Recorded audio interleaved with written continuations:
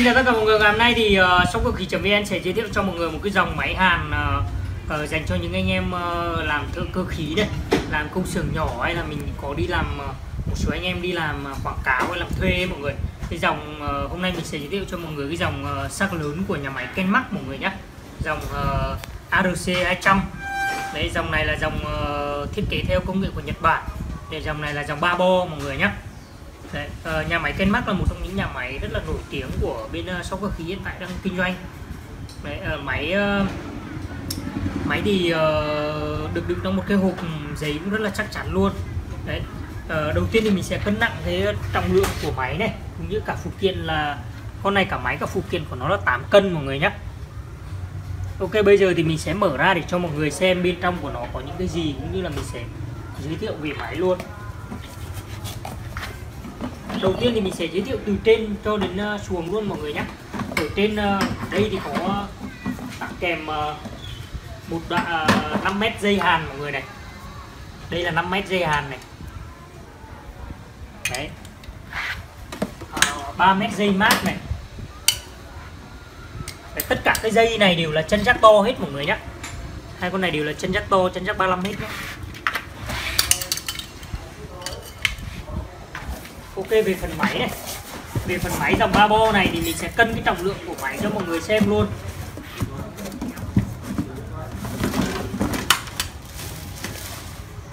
Con này thì riêng máy của nó là 5,5 kg mọi người nhé, 5,5 kg. Đấy, thiết kế của nhà máy Kenmax thì nó rất là đẹp mọi người. Màu sắc chủ đạo của nó là màu vàng cam nhé. Mà máy là ARC 200 này, thiết kế theo công nghệ của Nhật Bản này, ISO 9001 nhá. Ở trên cái tay cầm của máy ấy, cảm giác thì nó cũng rất là chắc chắn luôn. Được vít 4 cái ốc ở đây này, để khi anh em đi cầm đi làm xa cũng rất là ok luôn.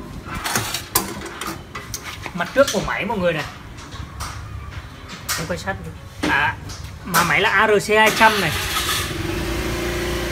Đây là đúng chỉnh dòng hàn này. Trên này là đồng hồ hiển thị dòng hàn mọi người này. Ở đây có chân jack to này. Thế này là chân jack âm và dương này. Đây là bên này dương, bên này âm này. Này chân jack to, chân jack 35 nhá. Ở trên thân máy này, mọi người xem thương hiệu Kenmax dập nổi luôn mọi người nhá. Thương hiệu Kenmax dập nổi chống hàng giả luôn này. Đấy, mặt sau của máy này. Mặt sau của máy là công tắc này. Hệ thống quạt gió này. Hệ thống quạt gió rất là mạnh luôn. Ok. Tiếp theo thì các bộ phận đi kèm của máy này. Ở đây có đi kèm thêm một cái mặt nạ hàn này. Đây là mặt nạ hàn nhé mọi người. Đối với những anh em làm xây dựng làm thợ cơ khí ấy, nếu mà làm thường xuyên thì mình nên sử dụng cái mặt nạ hàn điện tử để mình bảo vệ cái đôi mắt của mình mọi người nhé.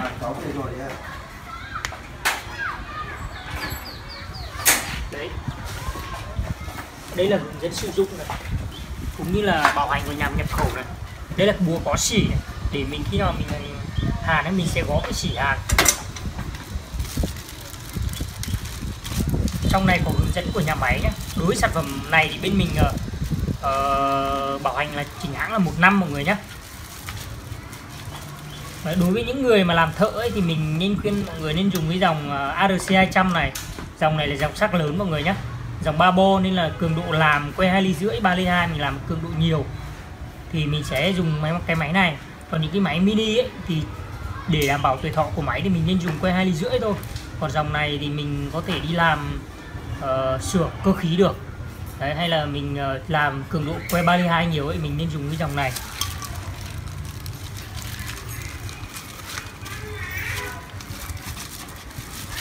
Đấy, ở đây ở trong này thì có cái kính hàn này. Thì nữa mình sẽ test thử cái que hàn 3,2 ly để cho mọi người xem cái hiệu suất làm việc của máy luôn nhé.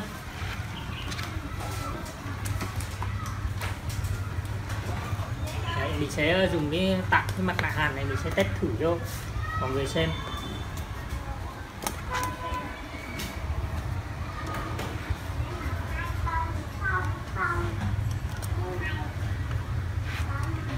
Đấy, ở đây thì mình có gần chục que Bali 2 này. Mình sẽ test thử que Bali 2 để cho mọi người xem kiểm tra cái mùi hàn của nó như thế nào nhé. Bởi vì dòng này que 2,5 ly thì nó hàn quá khỏe rồi. Que Bali 2 nó hàn rất là tốt luôn. Đấy, mình sẽ test thử cho mọi người xem.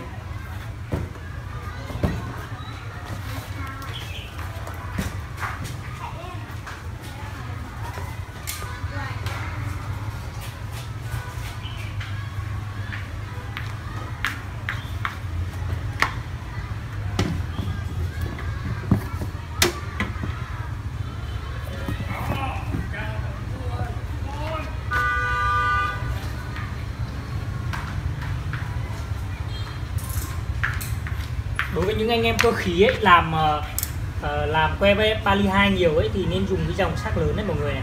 Còn cái dòng mini ấy thực sự thì nó chỉ làm gia đình thôi, hoặc là mình làm cường độ ít thôi.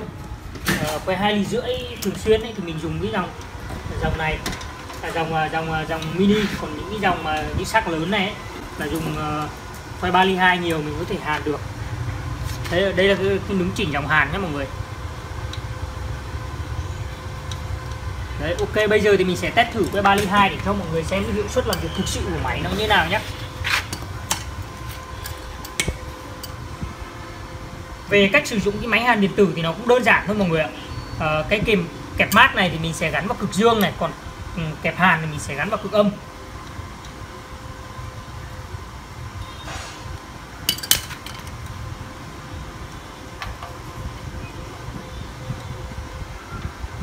Mát mình sẽ gắn vào dương này.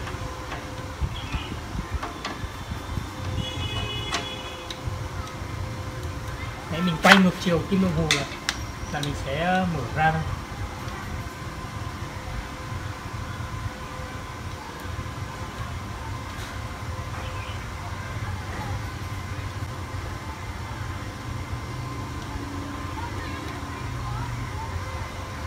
Dòng này thì dây hàn nó cũng khá là dài mọi người, thuận tiện cho những anh em làm trên cao ấy mọi người.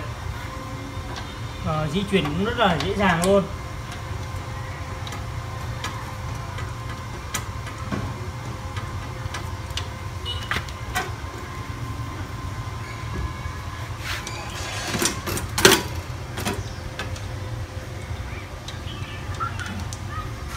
Đấy, bây giờ thì mình sẽ test thử cho mọi người xem cái hiệu suất làm việc của máy như thế nào luôn nhé.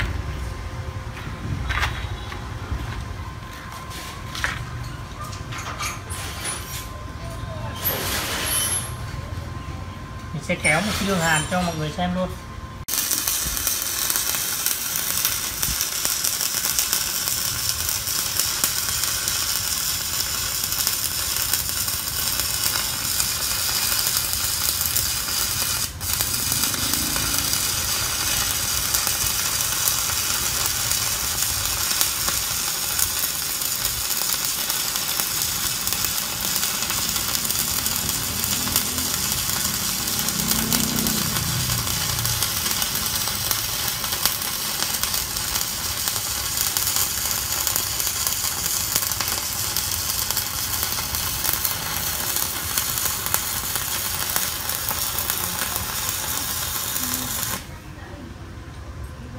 Đấy, mình vừa đốt một que Bali 2, tiếp theo mình sẽ đốt thêm một que nữa để cho mọi người xem cái dòng hàn của nó như thế nào nhé.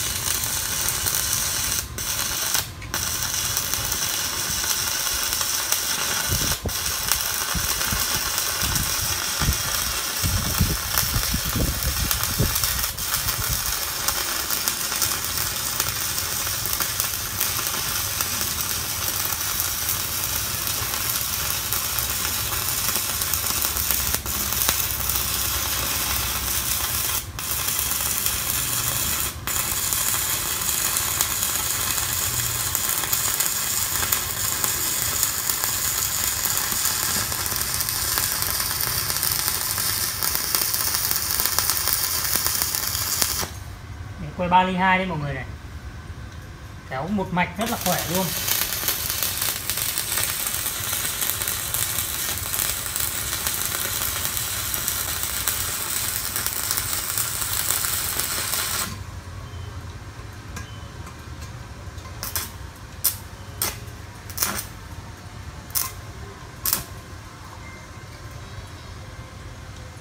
Đấy, bây giờ mình thử đốt thêm một que 3 ly 2 nữa cho mọi người xem.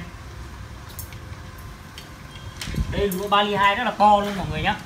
Mình kéo liên tục cho mọi người xem luôn này.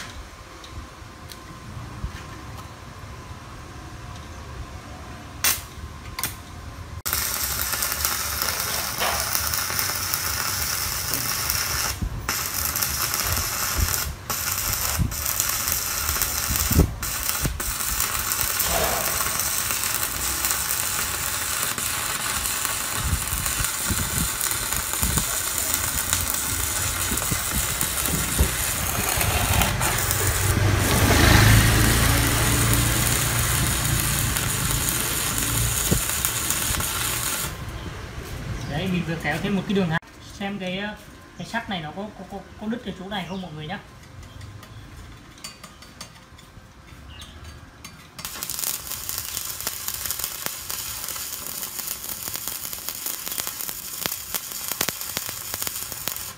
Đấy, mình vừa thổi cái sắt này cho mọi người xem đỏ mòng luôn này.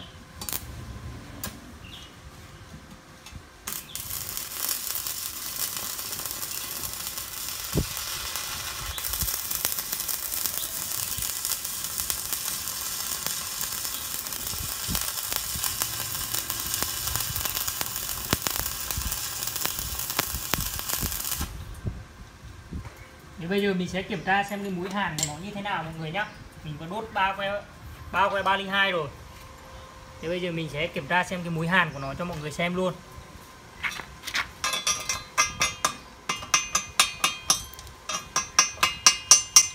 Mũi hàn rất là đẹp luôn mọi người ạ.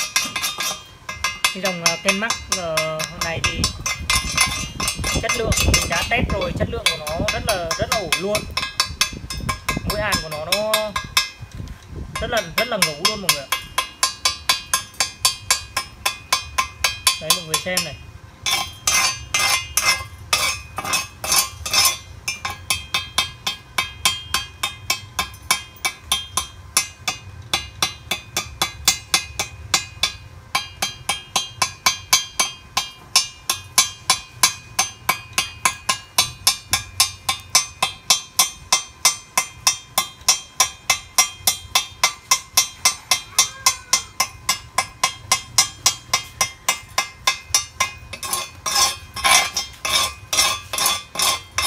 Mọi người xem đường hàn này rất là ngấu luôn đấy.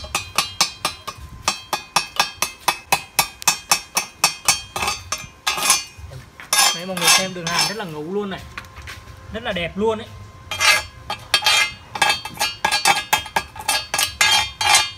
Đây kể cả cái chỗ mình thổi đây luôn này. Đấy mọi người xem này.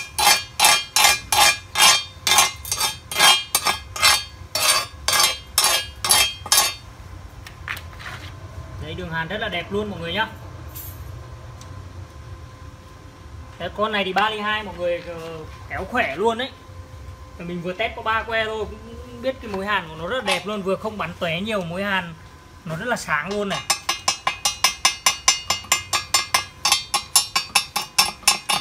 Đấy, bây giờ thử test thêm que nữa cho mọi người xem này. Que thứ tư này. Đấy, mình test xong que này thì mình phải đóng hàng, mình gửi cho khách rồi nữa là.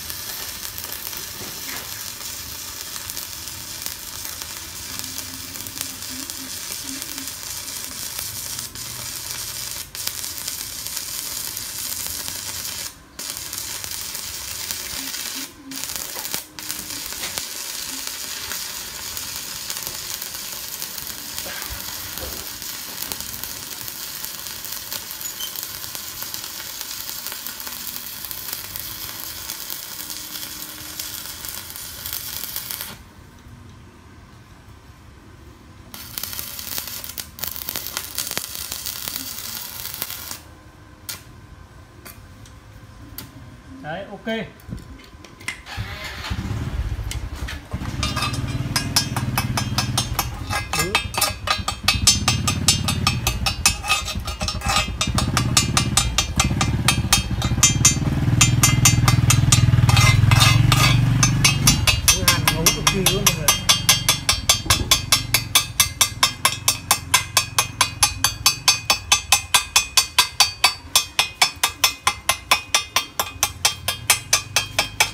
Đấy mọi người xem này, mũi hàn nãy giờ 4 que hàn, mũi hàn cực kỳ ngấu luôn.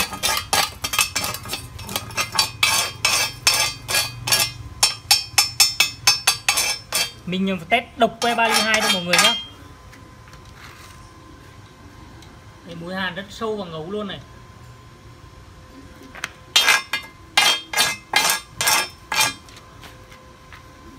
Đấy, vừa rồi thì mình đã test thử xong con máy ARC 200 sạc lớn mọi người nhá, dành cho những anh em làm thợ cơ khí công xưởng vừa này, hay những anh em thợ sửa chữa, thợ quảng cáo này.